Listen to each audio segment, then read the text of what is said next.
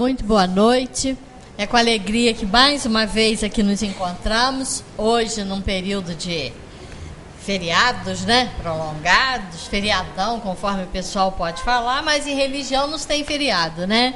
Quem está na área, com certeza aqui está para aproveitar esse momento de reflexão, esse momento de aprendizado, em que juntos, né, vamos ampliando aí o nosso entendimento sobre as leis de Deus à luz da doutrina espírita.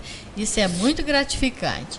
Hoje nós vamos ter o nosso irmão Zé Manuel na exposição da noite e vamos àquele nosso momento de interiorização para fazermos a nossa prece inicial. Deus querido Pai, Jesus amigo e mestre, muito te agradecemos, Senhor, por mais esta oportunidade que estamos tendo de aqui nos encontrarmos. Que possamos, nesta uma hora em que vamos estar juntos, ampliarmos entendimento e sentimentos com relação a essa nossa estadia terrena. E que o nosso irmão que fará uso da palavra possa receber a inspiração desses amigos que por certo aqui se encontram. Obrigada, Senhor. Graças a Deus e que assim seja. Com você, Zé Manuel. Não tendo outro jeito, tem que ser o Zé Manuel. Meus queridos, mais uma vez nós estamos aí na noite de hoje para a gente fazer reflexões, para vocês saírem daqui diferentes, para vocês saírem daqui, e eu também, com mais dúvidas na cabeça. A gente deve vir às religiões, e o Espiritismo é especialista nisso, para nos fazer mexer na cabeça, questionar a nós próprios, não aceitar o que está aí porque nossos avós aceitavam, nossos pais aceitavam, então nós vamos aceitar, e depois nós vamos enfiar na cabeça dos nossos filhos, que vão enfiar na cabeça dos nossos netos, depois nós vamos reencarnar de novo e receber tudo aquilo que nós passamos para frente agora, nós vamos receber lá na frente, em outras gerações. Tem que mudar isso. Quem não muda, quem não sai desse círculo vicioso, fica perdendo tempo na vida, fica perdendo a encarnação. Nós não podemos aceitar tudo que nós ouvimos antes de fazer a nossa reflexão, o nosso questionamento a respeito daquilo. Vocês já devem ter ouvido falar em algumas reuniões, em algumas palestras, em alguns lugares por aí, que existe muito achismo. As pessoas que se metem em dominar, elas costumam, vocês não podem achar nada. Ou seja, é o que eles falam, você não pode achar nada. Claro que vocês têm que achar tudo, vocês têm que achar tudo. Achismo, sim. Nós temos que ter as nossas opiniões, ainda que erradas. Mas aí nós temos que ter o bom senso e o cuidado de estarmos sempre nos vigiando e procurando saber se aquilo que nós estamos achando está de acordo com a lógica, está de acordo com o bom senso, está de acordo com a inteligência, com a ciência. Então nós temos que achar sim. Nós não somos bonecos para ficar fazendo aquilo que os outros acharam para a gente. Então o espírita é diferente, o espírita tem que ser diferente. Por exemplo, eu falei nesse programa último de televisão, eu assisti um sermão do padre Jonas Abib na Canção Nova, na televisão, e ele falando para uma multidão, milhares de pessoas, ele disse que não se preocupem, porque Deus está no comando. Deus tem as rédeas das nossas vidas. Eu achei aquilo um absurdo, eu achei que as pessoas todas que estavam ouvindo estavam aceitando. E vão passar para os seus filhos, fiquem tranquilos, Deus está no comando. Por acaso está, por acaso está. Mas não nesse comando que essa igreja já pregou. Porque eu penso imediatamente quando dizem que Deus está no comando. Olha para isso e vê aonde é que Deus está no comando disso.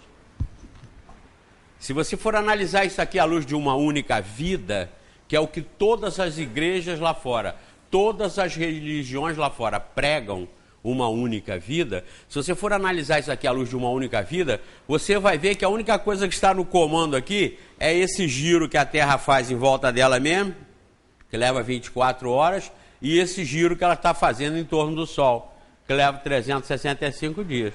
É o único comando que você pode vir aqui, porque o resto está tudo perdido. Está uma bagunça geral, uma anarquia geral. Estava acompanhando agora em casa Israel, aqueles velhos inimigos lá de trás, aquele ódio lá de 5 mil anos, lá de Abraão, lá de antes de Abraão. Aquele ódio está todinho aí, tanto do lado de lá quanto do lado de cá. A única coisa que mudou de lá de 5 mil anos para cá foram as armas. As armas que agora, antigamente eram as flechas, né? Eram lanças, espada.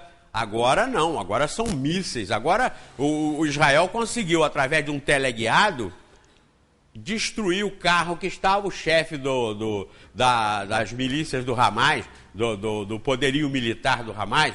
Eles conseguiram destruir o carrinho que ele estava. Bum! Aí imediatamente apareceram 1 milhão de pessoas querendo morrer, matar, se vingar e morrer por aquele ali, vingando aquele ali que foi morto. Então é o ódio, o rancor, a desgraça. O mundo está repleto disso.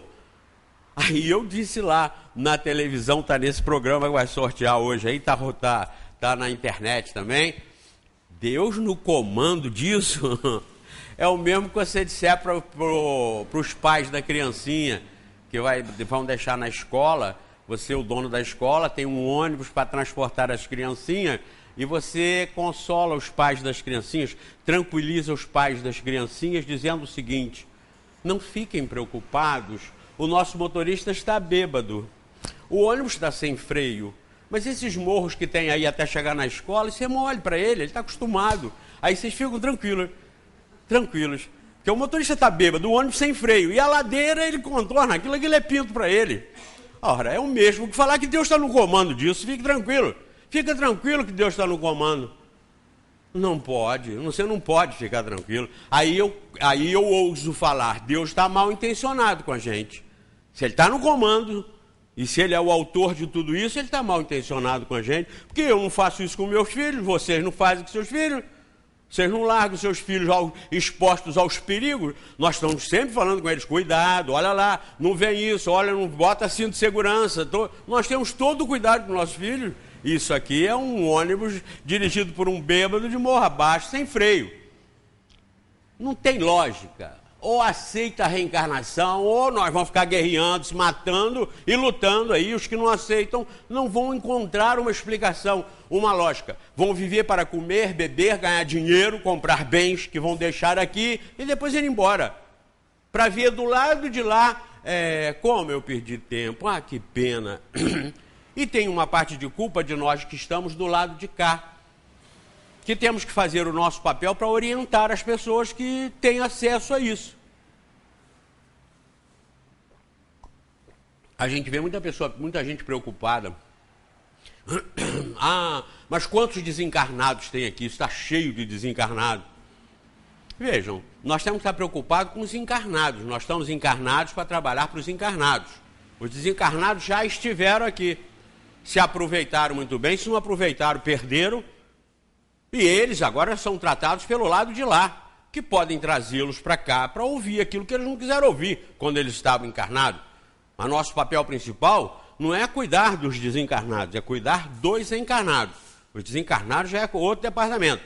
Nós temos que estar prestes e prontos a ceder nossos fluidos, nossas energias de encarnados no que eles precisarem para eles serem tratados. Isso nós, fraternalmente, independentemente da religião que nós abraçarmos, fraternalmente nós temos que estar sempre com essa disposição, que nos sejam retirados os fluidos, as energias necessárias para tratar nossos irmãos do lado de lá. Quando nós oramos, quando nós pedimos por eles, nós estamos fazendo isso, nós estamos nos colocando à disposição de que nossos fluidos, nossas energias, tudo de bom, ou de necessário, que a espiritualidade precise para tratá-los, que nós forneçamos, que nós estejamos aqui expondo. Mas nós temos que estar atentos para o nosso papel aqui, agora encarnados, no meio social, na vida comum, nós estarmos preocupados em passar essas informações que nós entendemos maravilhosas para nós passarmos para os que estão encarnados. Para os que estão encarnados entenderem esse contexto, esse mundo, esse planeta que nós estamos vivendo. Porque sem admitir a reencarnação, nada fecha.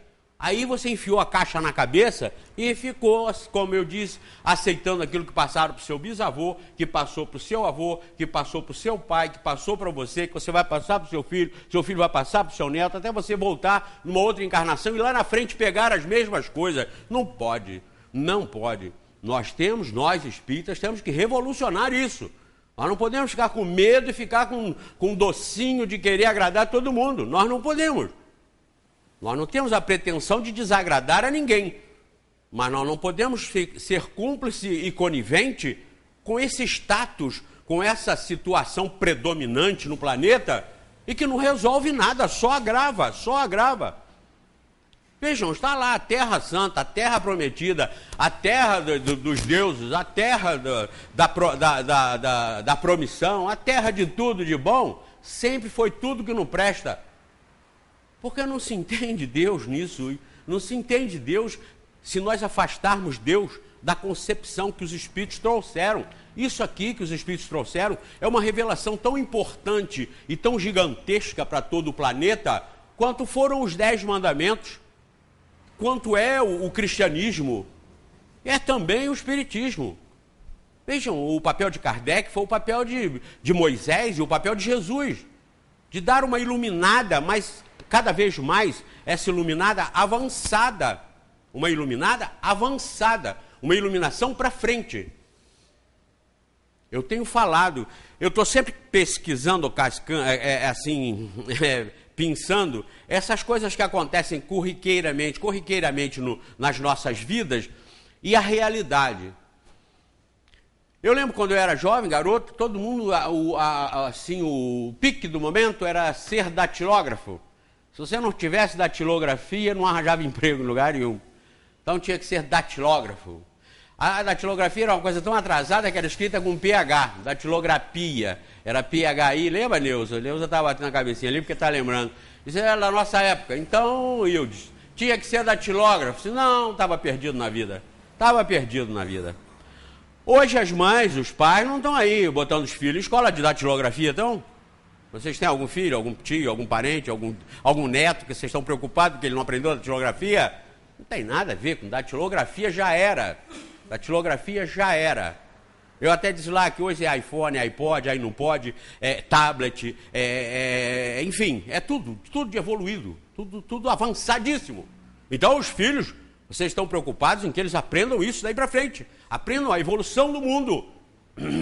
Mas na hora do raio da religião, vão lá e mete o catecismo. Toma, mete a criança para trás e mete o catecismo na cabeça. Já engessou aquele ser humano para enfrentar um mundo que ele não vai entender. Ele aí vai largar esse negócio de Deus para lá e vai ganhar dinheiro. O negócio dele vai ser dinheiro. Como ganhar dinheiro? Tem até um camarada que vai fazer um curso aí, não sei aonde aqui, acho que é no Espaço Livre ali, para ensinar como se multiplica o seu 1 milhão, como se multiplica. Pais inteligentes têm filhos ricos, pais inteligentes têm filhos poderosíssimos. Quer dizer, desvirtua totalmente. O espírito vem para cá para ser orientado e nós que já temos a orientação da doutrina espírita, nós não podemos bobear, é uma responsabilidade nossa. Nós temos que ser sacudidos, nos sacudirmos e sacudir os outros. Nós temos que reagir. Não é reagir para fazer uma revolução contra o mundo. Não é, como eu disse, fazer uma guerra para provar que esse livro sagrado aqui está certo. Larga essa porcaria para lá. A verdade, é imutável. A verdade é imutável. Se ela é verdade no Espiritismo, ela vai ser verdade em qualquer parte do universo. Se ela é verdade no catolicismo, ela vai ser verdade em qualquer parte do universo. Então a verdade é a verdade. E aqui no Livro dos Espíritos nós temos um concentrado de verdades, uma consolidação de todas as verdades que vieram pela história da humanidade afora até agora. As verdades estão todas aqui. Eu digo, se é verdade está na Bíblia, está aqui. Se é verdade está no Alcorão, está aqui. Nós podemos dizer isso. Nós espíritas podemos dizer isso. Porque isso aqui encara a ciência. Isso aqui é filosofia, questiona tudo. Isso aqui é ciência. Tudo que aqui fala, a ciência não contesta. Ao contrário, aqui fala coisas há 155 anos que a ciência está falando e comprovando agora, como bóson de Higgs, como neutrinos, como quarks, como uma série de partículas que eram absolutamente desconhecidas em 1857, quando surgiu esse livro, e os espíritos responderam para Kardec: a matéria existe em estados que vocês não podem imaginar. Para vocês não é matéria, mas é matéria para o universo. Isso dito há 155 anos. E hoje, sendo confirmado nos laboratórios pelos pesquisadores mais avançados do planeta, então aqui eu posso dizer que aqui está a verdade que o mundo conhece até agora. Se está na Bíblia, é verdade, está aqui. Se está no Alcorão, no Livro dos Mortos, se está nos Vedas, se esteja onde estiver no passado, na história da humanidade, sendo verdade, está aqui. Agora, se não é verdade, é tradição, é folclore, é história, pode estar lá como está e não está aqui, porque aí não interessa. E eu não estou falando isso aqui para vocês que são espíritas ou vieram ao centro espírita, estão aqui nesse quadrado e tem que ficar quieto aqui ouvindo isso, mas não concordando. Não. Até porque aqui ninguém tem que ficar quieto. Aqui nós temos uma caixinha lá na frente de perguntas para vocês fazerem e a gente responder aqui. Que, aliás, eu quero até que vocês reativem isso. Nós paramos com aquela reunião tradicional do último domingo, fazer os questionamentos de dúvida, mas não impedimos que vocês façam os questionamentos, coloquem na caixinha lá, porque nós vamos trabalhar em cima disso, responder todas essas dúvidas. Mas eu não estou dizendo isso aqui dentro, nesse quadrado, porque aqui vocês vão aceitar, porque estão no centro, vão ficar quietos por gentileza, por educação, não vão falar nada, mas não vão concordar. Não, eu falo isso pela internet, eu falo isso pela televisão, eu falo isso e entra na casa de milhares de pessoas, ou hoje já está entrando talvez na casa de milhões de pessoas, falando dessa forma. E nos 9 anos que eu estou falando isso, que representa o espiritismo, eu estou representando o espiritismo, por isso eu tenho que ser autêntico em relação a ele, seguro em relação a ele. Eu tenho falado isso para milhões de pessoas e nesses 9 anos que nós estamos falando não tive uma contestação, nenhuma, doutrinária, científica, filosófica, não tive nenhuma. E eu também não estou falando isso aqui só para vocês que estão aqui, eu falo isso lá na televisão para milhares de pessoas. Tudo que eu falo aqui, com fundamentação espírita, eu e nossos irmãos que fazem os estudos aqui, que são diferentes dos outros chamados centros espíritas, porque aqui nós nos preocupamos com a estrutura do espiritismo. Nós não passamos mediunidade, nós não passamos o folclore criado em torno do espiritismo, nós passamos o espiritismo. Aqui, nesse centro, a gente vem aprender espiritismo. Depois a gente avalia, o que a gente souber lá de fora, a gente faz a avaliação lúcida, se é ou se não é. Por quê? Porque nós estamos aprendendo e conhecendo o espiritismo, a estrutura básica, fundamental do espiritismo. O espiritismo é isso. Não é o sujeito foi a um médium, recebeu uma receita para dor na coluna, a dor da coluna passou, ele virou espírita. Ele aí passa a se dizer espírita. Claro que não é espírita. Espírita só é quem conhece o livro dos espíritos, número 1. E eu até peguei essezinho aqui, ó, que é o que a gente sorteia. Olha que cabe dentro da mão, ó. Está tudo aqui. Aqui está a explicação do universo. Está tudo aqui. Não precisa ler esse livro e mais uma biblioteca do tamanho do Maracanã para você conhecer. Não. Está tudo aqui. É você ler com calma. Lê aqui com atenção, com humildade. Lê e pensa no que está lendo. Analisa aquilo. Eu, essa noite passada, falei com as minhas netas assim, bom, abri lá o livro dos Espíritos. Cadê o livro dos Espíritos? Que é a única herança que eu deixo para eles. Eles sabem disso. Qual é a herança do seu avô? O livro dos Espíritos. Então, muito bem, pega lá. Abre na prece aí. Dá uma lida na prece tranquila essa noite. Dá uma lida. Depois eu vou falar com vocês sobre isso. Elas adoram, gostam muito de ler. Não puxaram a mim. Eu não gosto de ler, mas eu gosto de pensar, eu penso 24 horas por dia. Aí pensaram logo assim, mas você dorme, mas quando eu durmo é que eu penso mais ainda, que aí eu solto o corpo e aí eu vou me reunir com a turma lá do outro lado. E eu falei isso nesse programa de televisão, o último que está aí, nesse aqui. Eu falei assim, e há quem diga, aliás, eu falei assim, e esses vigaristas que estão do lado de lá, atrapalhando o espiritismo para cá? Eles que estão infernizando e tirando isso para o desvio, eu mandei um recado para eles nesse último programa de televisão. Eu falei, aguardem que eu estou indo para aí. Aí o pessoal falou, eles reencarnam. Você vai para lá, eles vêm para cá. Eu falei, realmente pode fazer isso. O Emmanuel já fez. Ele já fez. Eu sei que à medida que eu vou chegando perto da minha morte, eles vão caindo fora de lá para cá. Porque quando chegar lá eu tenho uma conversa séria com eles. São vigaristas, são trapaceiros. E juntaram com mais os vigaristas daqui e puseram isso aqui no balaio, no fundo do saco. Por isso que hoje você vê, quantos espíritas tem? 3 milhões e 600. Primeiro, isso é uma vergonha, ter 3 milhões e 600 são 2% de espírita no Brasil. E quantos ateus tem no Brasil? Tem 8%. Tem quase 16 milhões de ateus no Brasil, de sem religião no Brasil. Então vejam, por que o número de ateus está crescendo assustadoramente? É porque esses ateus são os inteligentes, são os que não estão aceitando a caixa na cabeça. Eles estão querendo saber. E como as religiões não estão querendo informar, nem querem saber de coisa nenhuma, eles querem saber do que ganham e do que dominam. É o que eles querem saber, público e notório. É só ver os impérios montados em nome de religião para resolver o quê? São Paulo fazem marcha para Jesus com 2 milhões de pessoas. Fazem marcha pela paz com lencinho branco, juntam 3 milhões de pessoas. E o que adianta? No dia seguinte está tudo a mesma coisa, porque ninguém se muda pelo lencinho branco ou por querer a paz que os outros façam para ela. Ninguém se muda com isso. Está lá, São Paulo, um exemplo de violência, agora uma vergonha. Está morrendo mais gente em São Paulo do que na guerra lá de Gaza, na faixa de Gaza, dos israelenses com os palestinos. Está morrendo lá está morrendo uma média menor do que em São Paulo. Estão matando toda noite, toda madrugada. Então por que não muda nada? Por que não há uma transformação? Porque o esquema está montado e vai continuar montado. Esses espíritos vigaristas que estão aí, junto com mais uma porção de vigaristas que estão encarnados, isso vocês não se afobem, porque eu falo isso também na televisão e todo mundo lá fora está sabendo. E quantas contestações eu tenho? Eu peço, contestem, eu quero que contestem. Digam que eu não estou falando certo segundo o Espiritismo. Escrevam para cá, venham aqui, eu boto uma cadeira aqui para falarem. Ninguém vai, ninguém contesta, porque eles têm que colocar a viola no saco. Por isso que eu digo, aguardem que eu estou indo para lá. Eu estou mais perto de ir para lá do que de ficar aqui agora. Eu já estou com 67, mais uns 10 no máximo, eu estou partindo para lá.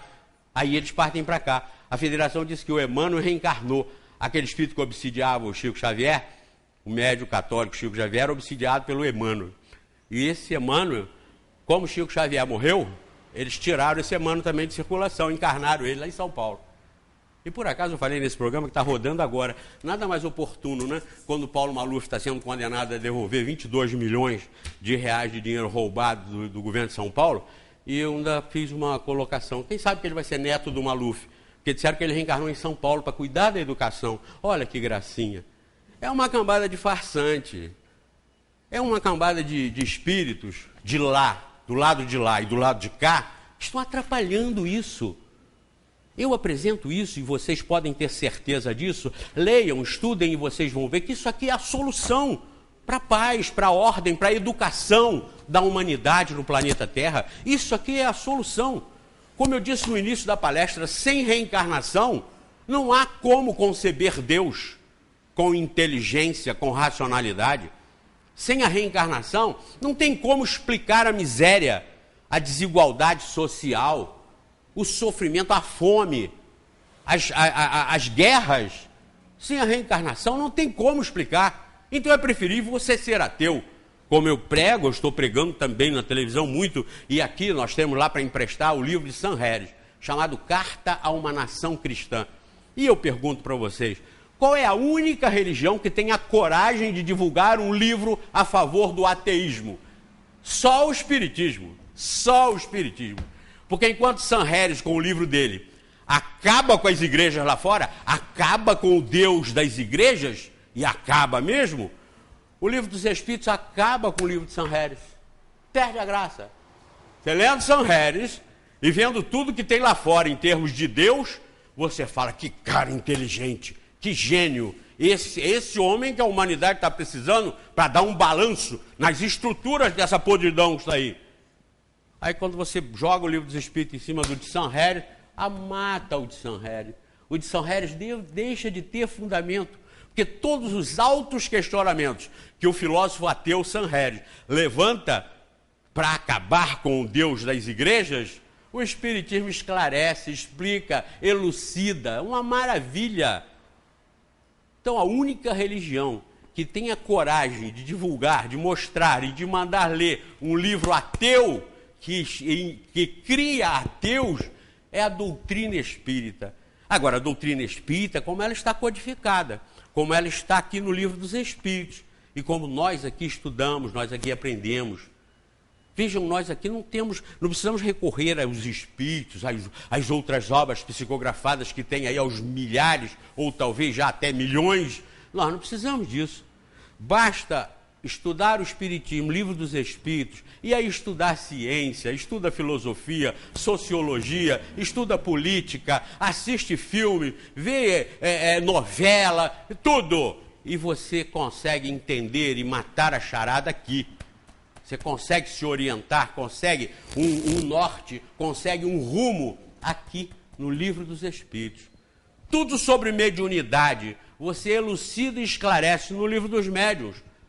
Então vejam bem, a doutrina espírita é simples. A doutrina espírita é estrutural na mudança das coisas. Basta compreender aquilo que eu apresento aqui, não é? Os 10 mandamentos, o Evangelho e o Espiritismo. O Espiritismo é a evolução dos 10 mandamentos que passaram os 10 mandamentos pelo Evangelho e que desembocam aqui no Espiritismo. E continua a evolução. O resto ficou para trás, como ficou para trás a máquina de escrever, a datilografia. Isso vai ficando para trás. Não estamos falando que o que ficou para trás não foi importante. Foi importantíssimo na sua época. O que nós estamos cultuando hoje, o que nós estamos aprendendo hoje, daqui a 50 anos vai estar totalmente ultrapassado. Daqui a 10. Em poucos dias os conhecimentos da humanidade dobram. Então daqui a 10 anos, tudo isso que nós estamos usando aqui hoje já estará ultrapassado. Há pouco tempo nós não tínhamos telão, agora tem telão. Antes do telão já era um projetor. Lembra do mimeógrafo? É até engraçado, lembra do mimeógrafo? Acho que as jovens nem não sabem nem o que eu estou falando, mas o pessoal, as professoras principalmente, né? Aquele mimeógrafo a álcool para reproduzir aquelas folhas, que coisa atrasada. Mas, no entanto, na época do mimeógrafo não tinha nada mais moderno. O mimeógrafo era uma coisa temida pelos intelectuais, entre aspas, que não queriam o progresso das coisas, porque o mimeógrafo reproduzia as informações, mas você tinha que imprimir, rodar aquela porcaria no álcool, depois de deixar secar, e depois distribuir aquelas folhas mimeografadas. O pessoal, aquilo era um meio de comunicação extraordinário. O que é um mimeógrafo hoje, diante da internet, Facebook, olha aqui. Então vejam, mais internet, Facebook, essas coisas todas, daqui a 10 anos, 15 anos, vocês vão ver que já estará ultrapassado. E aí eu te pergunto, e aí vão entregar o catecismo para as criancinhas estudarem, que Deus vai mandar todo mundo para o inferno se não pagar o dízimo ou não for para a igreja? Como? Aí vai mudar isso, o comportamento humano não vai mudar. Agora vejam bem, nós aqui estamos aprendendo isso nesse mundo conturbado, nós estamos vamos sair fora disso. Nós estamos tendo os elementos, os recursos, nós estamos tendo a chave da abertura das portas para ir embora. Mas diz lá no Evangelho segundo o Espiritismo, qual é a obrigação e a missão do homem de bem na Terra? É passar para as pessoas tudo aquilo de bom, tudo aquilo que ele conseguir entender, que ele conseguir compreender, e ele honestamente achar que é justo, que é bom, que é perfeito. Então passa para frente. É a obrigação de todos vocês, a minha, de todos nós. Vocês não estão na televisão porque não têm oportunidade, mas vocês nem por isso têm menos responsabilidade do que nós que vamos, de passar isso para frente. Passa para um, passa para dois. Não é sentar do lado do cara no ônibus e falar, você já ouviu falar da reencarnação? Nós vamos reencarnar, olha só, não é esse negócio de inferno. Não é assim. Não é perturbar as pessoas. Mas sempre que tiver a oportunidade, você passa a ideia. Quando falar, olha que guerra, olha isso, olha aquilo, fala, pois é, isso aí o mundo não está aprendendo, estamos voltando para cometer os mesmos erros. O Espiritismo explica isso. O Espiritismo explica que esse ódio, se não for amainado, se ele não for trabalhado, se ele não for transformado numa educação pacífica, ele vai se reproduzir, ele vai cada vez ampliando o número de adeptos no ódio, isso na espiritualidade e entre os encarnados, e a guerra vai intensificando. Aliás, o mundo nunca sai das guerras, né? O homem é extremamente violento, o ser humano, o espírito, nessa faixa de evolução em que nós nos encontramos. Porque os espíritos que já estão acima não fazem guerras. Espíritos melhores, espíritos já regenerados, eles não fazem guerras. As guerras são só dos provas e expiações para baixo. Nós estamos nesse pique aí. Nós estamos numa oportunidade de sair disso. Mas depende só da gente. Então nós, espíritas, nós que já temos esse acesso a essa revelação, nós temos essa orientação e nós olhamos para isso aqui sabendo que Deus está no comando. Esse contexto que está aí de guerras, esse contexto de sofrimento, de miséria, de mortes, de injustiças, entre aspas, são só aparentemente, mas isso está no contexto. Esse planeta é um planeta transitório, é um planeta de baixo, é um planeta primário. Nós hoje estamos aqui, mas isso aqui é uma estação na nossa viagem rumo à perfeição. Nós vamos deixá-lo e ele vai ficar aí, continuando servindo. Esses nossos irmãos que estão aqui se matando, se guerreando, nós já passamos por essa fase, nós já estivemos nisso. Hoje nós podemos olhar e, graças a Deus, nós já estamos numa oportunidade mais na frente, melhor. Não estamos envolvidos nisso. Mas, de vez em quando, somos testados quando pisam no nosso calo, quando nos fazem qualquer injustiça, qualquer agressão. Nós, às vezes, nos revoltamos e viramos um leãozinho, um leão. Se a gente tivesse com a decisão na mão das armas e tal, de repente, a gente apertava o botão e explodia. Nós temos esse potencial, porque nós ainda estamos cá embaixo, nós ainda estamos lutando para sair disso. Mas nós já temos essas informações que nos levam a ter, assim, a convicção, termos a decisão de optarmos por sair disso. Quem não tem informações sobre os carboidratos, quem não tem informações sobre o material que faz a gente engordar, o sujeito fica engordando cada vez mais porque ele é ignorante nisso tudo. Agora, quem já tem as informações, já começa a fazer uma seleção, não é? Quando você vai almoçar, você vai a um restaurante, você não põe arroz, batata, macarrão, inhame, pastel, empada, porque você morre. Você sabe, opa, isso cada um desses aí é uma carga de carboidrato, que eu vou sair daqui com mais 10 quilos. E o açúcar, e a glicose. Quando a gente tem a informação, você sabe como lidar com aquilo. Você sabe que faz mal. E às vezes você é tentado e não resiste, acaba comendo. Mas você sabe que está te fazendo mal. Que aquilo não é para você continuar. Você tem que parar. Evita. Até o médico mesmo fala assim, não, você comer lá um docinho, assim, não, eu fico com raiva quando eles falam assim, quantas colherzinhas de arroz você come? Qual colher de arroz? Eu como concha de arroz. Eu como concha. Eu fiquei horrorizado quando eu fui ao endocrinologista a primeira vez. Ele falou assim, bom, no almoço, vamos lá, como é que você... No almoço, o arroz, arroz, feijão, macarrão. Quantas colheres de arroz? Eu falei, colher de arroz? A primeira vez que eu ouvi falar em colher de arroz foi no endocrinologista para falar que eu precisava emagrecer. Eu falei, não, arroz lá em casa a gente pega com concha. Que isso, pega a concha, Ah, não, é aquela concha, aquela espumadeira. Lá em casa pega com espumadeira. Aí fala, não pode. Aí é que eu fui ver, rapaz, arroz é medido com colher, 3 colherzinhas de arroz. E feijão, é concha, 2 conchas. Ah, não, uma colher de feijão. Quer dizer, aí você começa a saber, realmente eu estou fazendo tudo errado. Eu estou fazendo errado. Aí pão, quantos pãezinhos? Você come meio pãozinho francês? Eu falo, não, eu como 8. 8, 10. Ele fala, 8? Eu falo, sim, mas eu tiro o miolo. Ele fala, não adianta nada. Mas vejam bem. Mas aí a gente fica sabendo. Eu sei disso. A gente adora aquilo que faz mal. Mas a gente já sabendo, você erra com conhecimento, é um erro pior, né? Mas você tem chance de se livrar, porque você sabe o que você tem que fazer. Você sabe o que você tem que fazer. Eu sou um grande perseguidor desse negócio, porque eu seria um ótimo endocrinologista. Você não precisa estudar em lugar nenhum.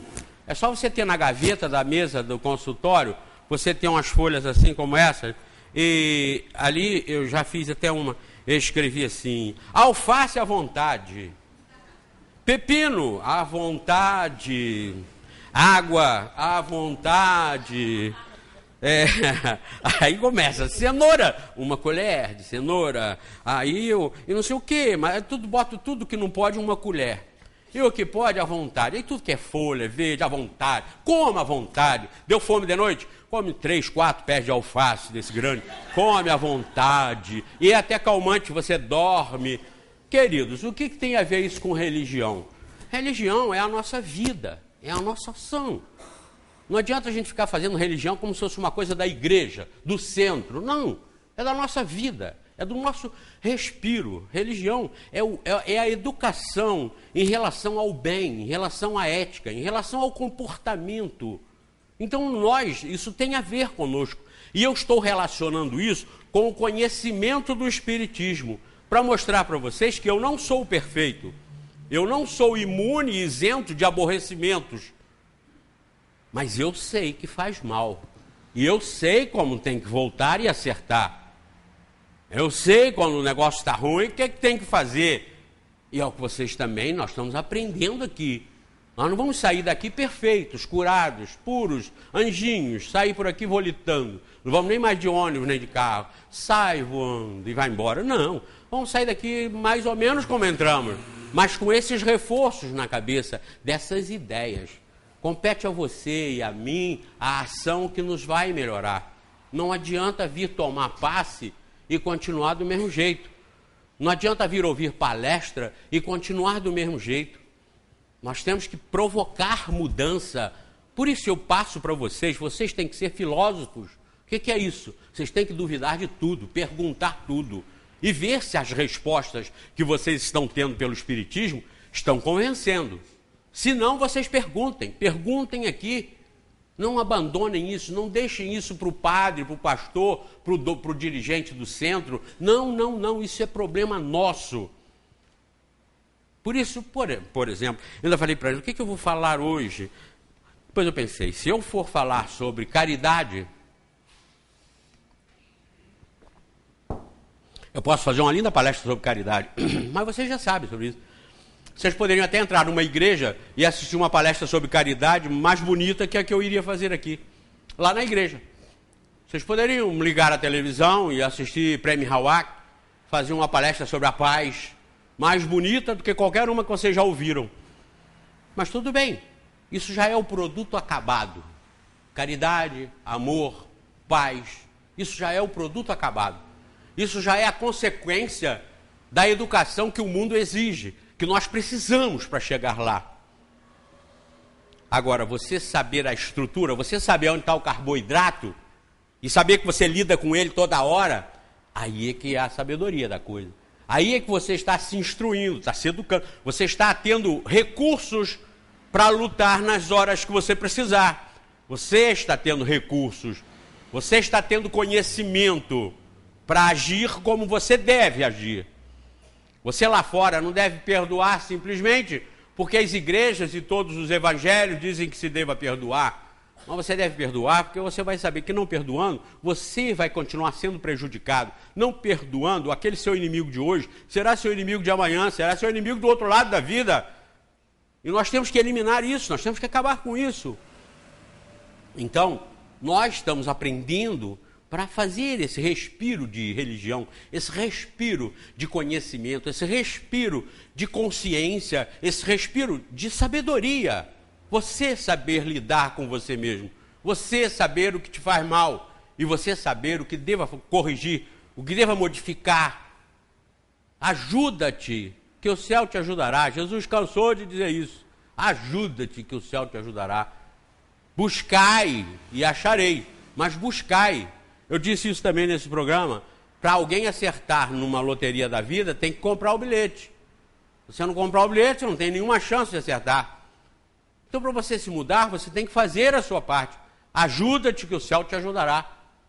Busca, para você poder encontrar. Nós aqui estamos buscando. Vocês, quando vêm aqui, vocês vêm na busca. Então, se eu passasse para vocês uma palestra sobre a caridade, Vocês podiam chorar, eu poderia fazê-lo chorar e eu chorar junto. Mas é uma palestra sobre a caridade. Agora, eu mostrar para vocês essa estrutura, os 10 mandamentos evoluíram para o Evangelho, evoluiu para o Espiritismo. E o que tem o Espiritismo a dizer? Que Deus está no comando. Que Deus é a causa primária de tudo que existe. Que Deus é a suprema justiça. Eu falei hoje no enterro, e espírita não pode ir a enterro, tem que falar, né? Ainda mais eu, que eu sou meio conhecido, eu não posso ir ao enterro, que ninguém chama logo no canto, você não quer falar? E eu não posso dizer que eu não vou falar. Casamento eu não falo, não, mas enterro eu não nego, porque é um momento, casamento é um momento de alegria, enterro é um momento de tristeza, né? Então, casamento, qualquer um que for lá falar, vai falar, que vocês sejam felizes, né? E conta até aquela história do cavalo. O camarada casou, botou a noiva no cavalo, e aí ele foi, o cavalo tropeçou, ele falou assim, primeira vez. Aí continuou. Dali a pouco o cavalo tropeçou de novo, ele falou, segunda vez. Aí continuou, montou, ajeitou o cavalo e foi. Quando o cavalo tropeçou de novo, ele estava indo para a lua de mel. O cavalo tropeçou de novo, ele falou, terceira vez. Aí desceu do cavalo, tirou a noiva de cima do cavalo, sacou o revólver e pá, matou o cavalo. A noiva virou um bicho com ele, seu estúpido, seu burro, seu ignorante, seu violento. Aí descarregou, né? Aí ele ajeitou as coisas, falou para ela assim, primeira vez. Viveram felizes até a morte. Nunca brigaram, nunca mais brigaram. Nunca mais brigaram na vida. Então, falar em casamento, você conta qualquer história que você contar, encaixa legal, é felicidade. Agora, enterro não. Enterro é um momento difícil, é um momento que as pessoas estão ali. E está ali o ente querido. Eu vou lá e mostro. Bem, primeiro, todos vocês que estão aqui, vão estar aqui um dia. Aquilo já é um choque, ninguém tem sono. Falei isso hoje lá, né? Olha aqui, quando será a sua vez? A minha. Vai vir. Nós vamos estar ali um dia. É? Eu já até escrevi a faixa para botar atrás do meu.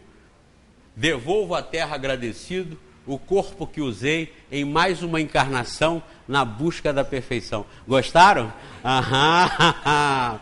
E ainda mais embaixo vou dizer assim, para vocês que ficam, logo na para vocês que ficam, perdoem, sejam tolerantes, humildes e simples, para quando chegar na sua vez, as coisas estarem tranquilas, você não tem o que temer, não é legal? Aí eu chego lá, está aqui, ó.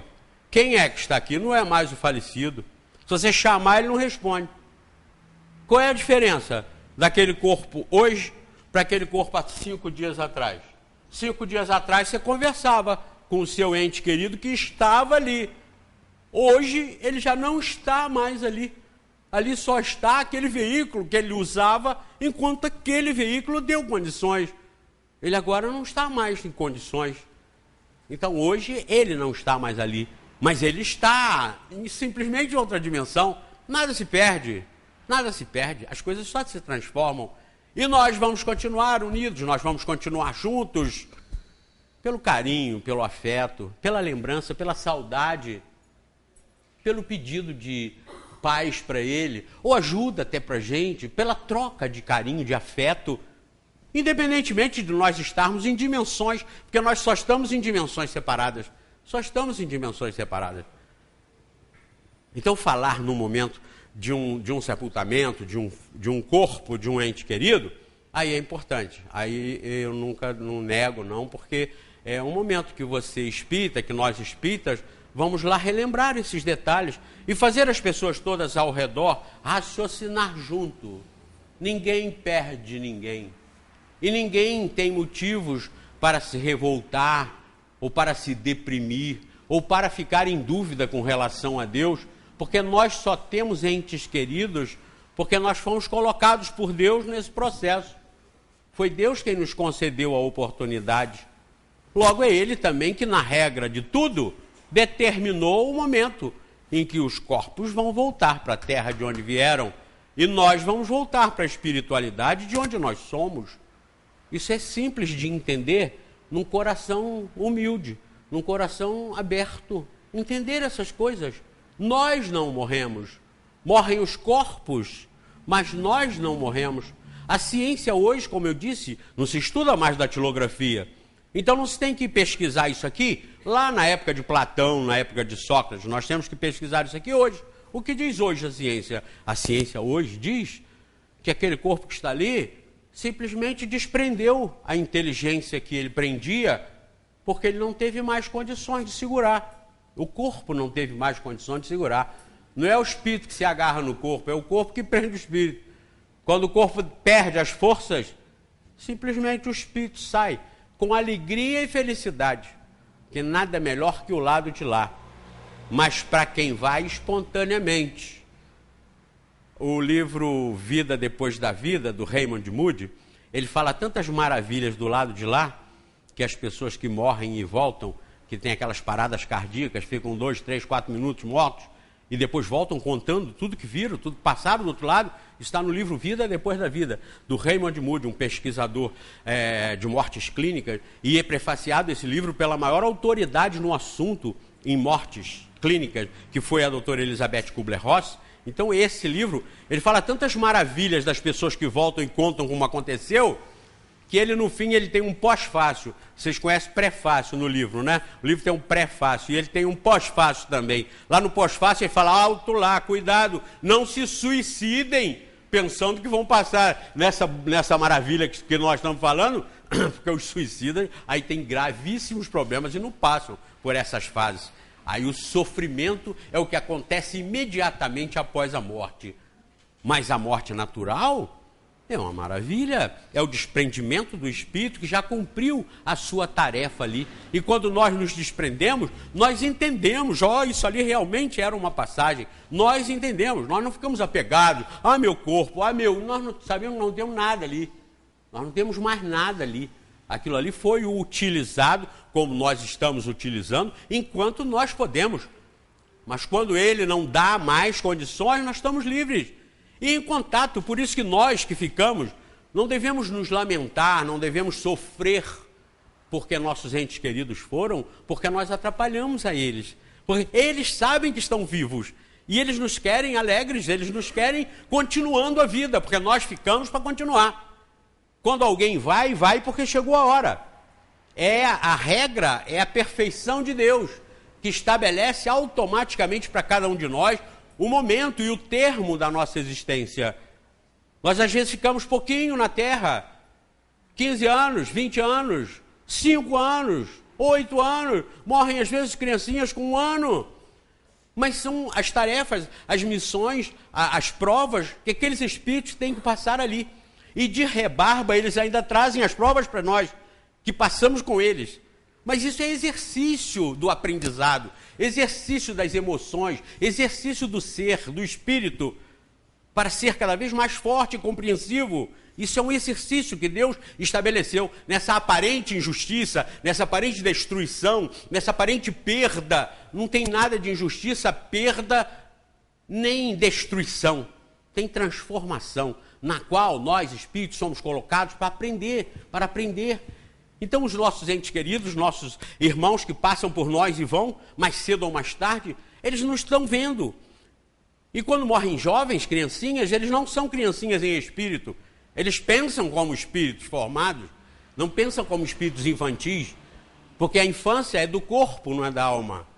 A infância não é do espírito, é só da fase em que o espírito está se adaptando na sociedade em que ele está entrando para desenvolver o seu intelecto e as suas sensações, as suas emoções. Mas o espírito não é criança, porque o corpo é criança. Então, desencarnando, ele nos quer tão bem quanto nós a eles. Eles nos sentem, eles vibram conosco, eles fazem contatos conosco e nós com eles, como irmãos espirituais, conscientes, lúcidos. Muitas vezes um ente querido infantil, passou infantil para o outro lado, é um protetor nosso, porque é um espírito adulto, é um espírito sábio, é um espírito de conhecimento. Olha, que maravilha, o espiritismo nos passa. Perdeu um filho, perdeu a mãe, o pai, a mãe tão jovem, o pai tão jovem, o filho mais jovem ainda, não perdeu nada. Nós todos estamos juntos provisoriamente. Se você for olhar 150 anos para trás, todo mundo perdeu todo mundo. Se você olhar mais para trás, aí 100 anos, a humanidade hoje tem 7 bilhões de habitantes. Há 100 anos passado, nós devíamos ser aí, 100 anos, eu nem sei quanto, eu me perdi. Eu não sei se 100 anos nós éramos 1 bilhão e 900, sei lá, talvez até se fôssemos mais, mas quantos bilhões morreram lá para trás? Então todos perderam todos. Nós não podemos considerar isso como perda. Isso são etapas da nossa existência. São etapas do nosso estágio no planeta Terra, que nós temos que compreender. A nossa existência não está definida em 80 anos, 70 anos. Nós não fomos criados quando viemos para cá. E nem vamos acabar a nossa carreira quando sairmos daqui. Não. Nós já existimos antes mesmo desse planeta, provavelmente. Nós já existíamos antes do planeta existir. E vamos continuar para sempre. E devemos desenvolver nossos sentimentos, nossa capacitação para entender tudo isso. E para isso não precisa ser doutor em nada, não. Precisa só pensar e ter bom senso. Coloque-se no lugar de Deus. Você faria um mundo melhor do que esse à luz de uma única vida. Sem as explicações espíritas, você no lugar de Deus faria um mundo melhor do que esse. Sem as explicações do Espiritismo. Agora, com o Espiritismo, nós entendemos que Deus é a suprema inteligência, é o supremo amor, é a suprema bondade. E nos criou para sermos perfeitos, para sermos felizes. E nos deu essa oportunidade da luta. Volto a repetir, vocês não procuram os cursos mais difíceis e mais caros para poder passar num concurso, para ter um futuro melhor na sociedade, na Terra, para ganhar mais? As pessoas não se sacrificam, não estudam 20 horas por dia para passar nos concursos públicos, para passar nos concursos para magistrado, para uma série de funções. Não estudam 20 horas por dia. E agora tem uma maneira até de estudar dormindo. Você bota tocando embaixo no ouvido, bota debaixo do travesseiro e você escuta aquele inferno a noite toda. Acorda, aí você vai escovar os dentes, tá, estou aqui estudando, esforçando, pagando, gastando dinheiro para ter um futuro melhor, não é? Então, quando nós estamos do lado de lá, que nós pedimos uma vida aqui, nos ofertam aqui, você quer ser o quê? Rei? Rainha? Milionário? Não, não. A fila dos reis, das rainhas e dos milionários do lado de lá é pequena. Ninguém quase entra. A fila dos pobres, das dificuldades sociais é grande. Porque é aí que está a prova mais competente para mudar o indivíduo. Que eu sei que nós não viemos para cá para passar férias no Mediterrâneo, para ir para as Ilhas Caimã. Nós não viemos para cá para isso, não. E nós sabemos disso. Nós viemos para cá para encarar as dificuldades, nos colocar à prova, nos lugares mais difíceis, mais complicados.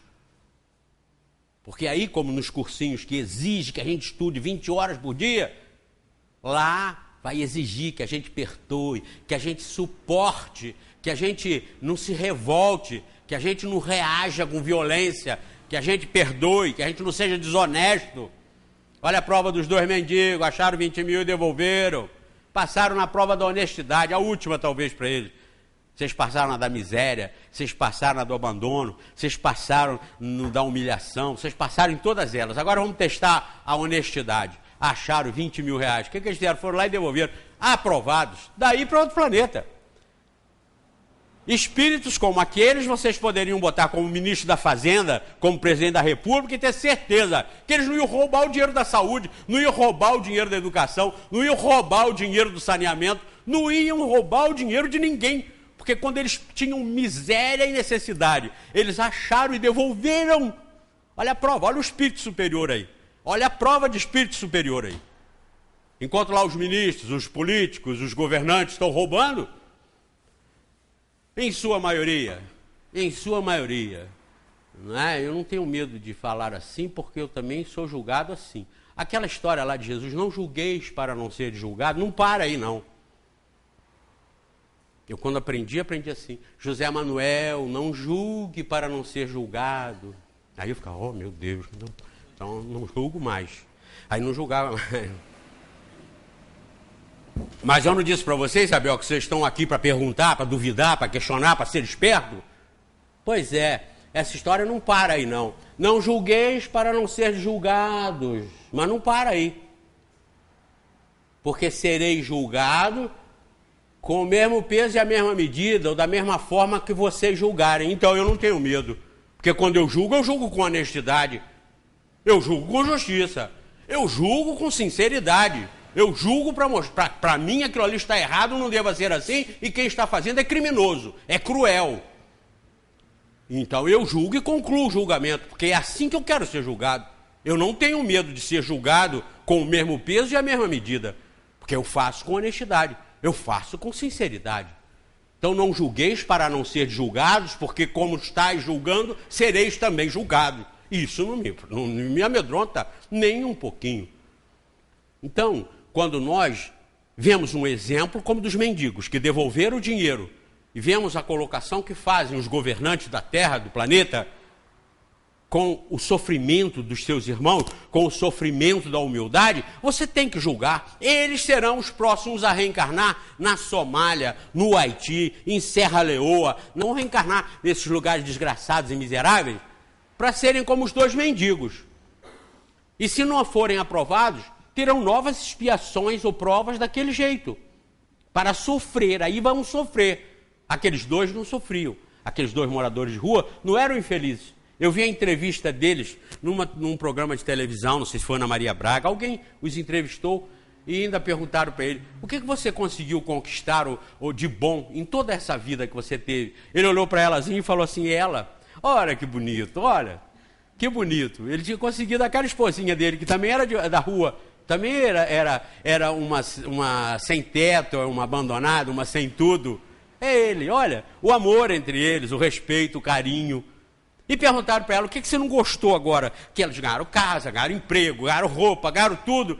Ela falou, eu não gostei de ter que levantar na hora, levantar cedo. Olha, que bonito também. Que bonito, que legal. Eles superaram isso. Aí, o que estão enfiando na cabeça deles agora? É que eles têm que ser postura, têm que ser rico, eles têm que ter posição social, eles têm que, quem sabe, ser presidente da República. Mas não é isso. Eles não querem, isso já está resolvido. Para eles, isso já está resolvido. Eles não têm o que reclamar e o que exigir. Eles foram provados em tudo, sem ódio, sem rancor. O rapaz pegava o dinheirinho que ele ganhava da venda de papel, papelão, de reciclagem de lixo. Ele recebia o dinheiro tão humildemente e dava para um comerciante de uma loja perto de onde eles dormiam debaixo do viaduto. Ele dava o dinheiro todo para o camarada guardar lá no bar, num comérciozinho que o cara tinha lá, e por semana ele pagava 20 reais ou 10 reais, ia lá e pagava. O cara nem sabia quanto ele tinha. O meu dinheiro está todo guardado lá, era o banco dele. Olha que simplicidade, olha que domínio do Espírito sobre o mundo. E isso é domínio do Espírito sobre o mundo. Não ter sandália de dedo, isso para eles não é problema. Tem pessoas que não têm um sapato de luxo, couro de crocodilo e etc. Aí sofre por causa daquilo. O cara não tinha nem sandália de dedo, Luiz. Isso para eles não é problema. Dominaram o mundo, venceram o mundo. Tinham o quê? Nada. Em termos materiais, em termos de mundo, não tinham nada. Mas em termos de alma, eles tinham tudo, capaz de serem invejados, no bom sentido, por nós outros. Então, essa é a diferenciação que essa doutrina espírita proporciona a nós fazermos. Eu quero que vocês pensem sobre isso, reflitam nisso, pensem sobre Deus. Deus não permitiria jamais um mundo desse jeito. Nós temos que entender que esse mundo é o mundo palco, o panorama de espíritos como nós não somos perfeitos, nós estamos aprendendo, por isso que nós somos maus ainda, por isso que nós fazemos guerras, por isso que nós temos ainda inveja, mágoa, ódio, rancor, nós já sabemos. Nós não somos assim porque fomos criados errados por Deus, não. Nós somos assim porque nós ainda somos aprendizes. Não é a culpa dos pais nem dos professores das criancinhas estarem nas escolas primárias. A culpa não é dos pais nem dos professores. É porque as criancinhas não poderiam estar em escolas superiores. Elas só poderiam estar nas escolas primárias. As escolas primárias são benditas na educação e na formação dos sábios. Sem elas, não existiriam lá os sábios. elas são benditas, elas são extremamente necessárias. Então esse planeta também é bendito, é extremamente necessário. Está evoluindo o planeta e estão evoluindo os espíritos que estão no planeta. Passamos pelas tragédias do planeta porque o planeta está evoluindo e nós também. Ele não sente dor, porque ele é matéria, ele é rocha, mas nós sentimos. Mas ele não tem inteligência, mas nós temos. Então, na evolução dele e na evolução nossa, a sabedoria de Deus encaixou com perfeição. Aí está o palco, o panorama. De espíritos, 7 bilhões, que serão 7 bilhões de santos um dia. Nós todos seremos 7 bilhões de santos um dia. E esse planeta rochoso, que será fluídico um dia, que será intelectualizado em toda a sua estrutura atômica um dia, nesse infinito universo, nesse multiverso que nós habitamos. Olha a explicação dessa doutrina. Medo de quê? De questionamento? Nada. Perguntem à vontade. Duvidem à vontade. Pesquisem sempre. Porque o Espiritismo nos dá essa segurança de conhecermos e sabermos da existência de Deus e entendermos as dificuldades e os problemas desse planeta. À medida que nós vamos nos melhorando aqui, acontece como as criancinhas que vão passando nas provas das escolas. Elas vão deixando de ser primárias e vão para escolas superiores. Aqui da mesma forma, à medida que nós formos melhorando e nos corrigindo aqui, nós vamos embora para mundos melhores, onde nós vamos ser superiores, onde nós vamos nos doutorar, pós-graduar. Isso é de uma lógica cristalina apresentada pela doutrina espírita. Somos nós evoluindo que vamos para mundos melhores. Esse mundo aqui ainda vai continuar sendo, por muitos e muitos milênios, um mundo pesado, rochoso, de provas e expiações, servindo de habitação para espíritos como nós em provas e expiações. Deu para entender? Deu? Muitas dúvidas nas cabecinhas? Pois é, eu quero que vocês pensem.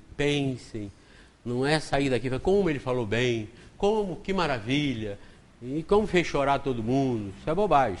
Você tem que sair daqui com a cabeça funcionando, sabendo que Deus está no comando, que nós não estamos num ônibus sem freio, dirigido por um motorista embriagado. Tem até um neto de um senhor, era um avô, ele até faz uma colocação interessante, que as pessoas às vezes costumam fazer. Ele diz assim: eu quero morrer dormindo como meu avô. As pessoas normalmente gostariam de morrer dormindo, não?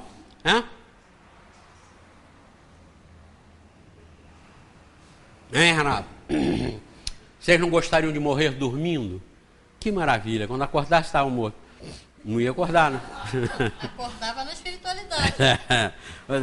Então tinha um netinho que dizia assim, ele gostava muito do avôzinho, e ele dizia assim: eu quero morrer dormindo como meu avô, e jamais gritando desesperado como os passageiros do ônibus que ele dirigia. Ai, que horror. Entendeu lá? Motorista. Eu quero morrer dormindo como meu avô, e jamais desesperado, gritando como os passageiros do ônibus que ele dirigia. Não tenhamos medo da morte.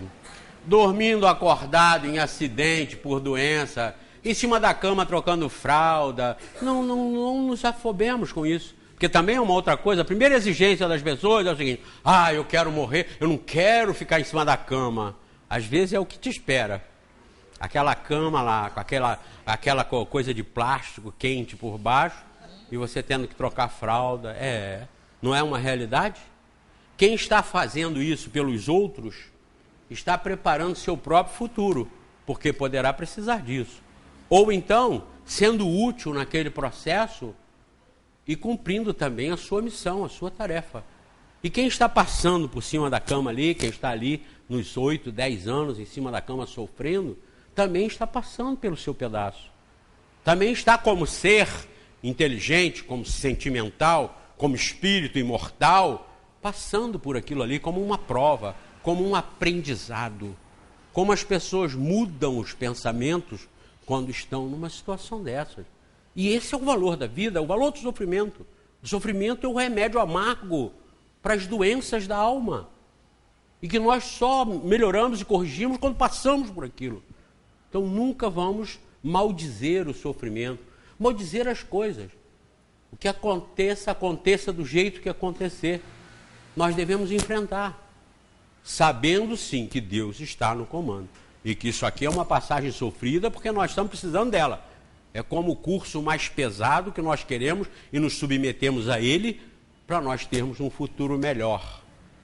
Que Deus nos abençoe, que vocês continuem perguntando, pesquisando, interessados, aprendam, estudem Livro dos Espíritos, para que a gente cada vez mais se sinta melhor, mais forte, mais seguro, mais tranquilo, nessa passagem que nós estamos fazendo por essa maravilha de planeta que é o planeta Terra. Que Deus nos abençoe e até a próxima.